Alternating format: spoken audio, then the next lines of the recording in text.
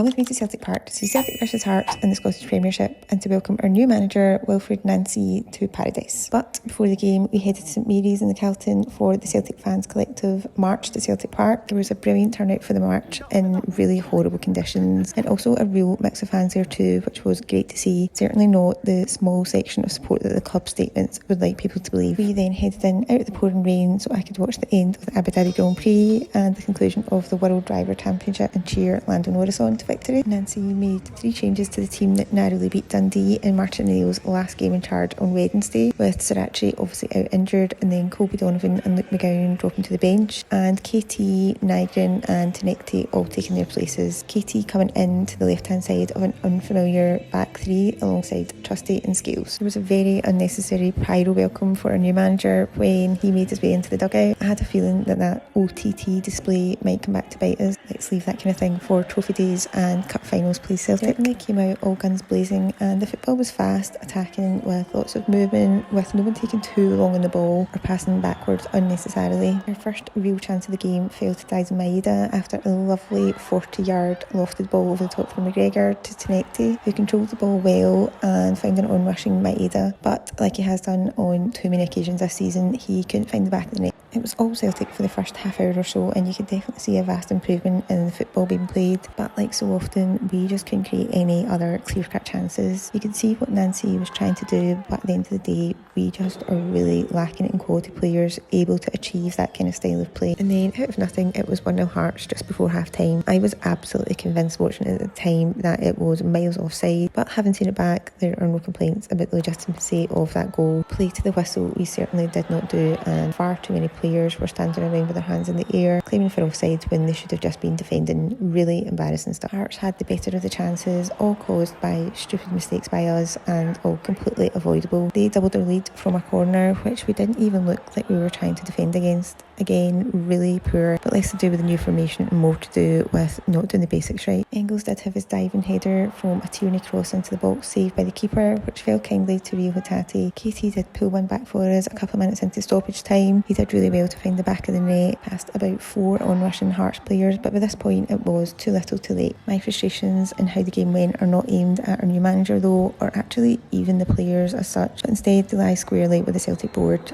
A squad decimated in front of our eyes over the past year, so thin in quality on every area of the pitch, asking the same small group of players to drag the team over the line 3 times a week. And with every passing game you realise how important a transfer window this will be in January.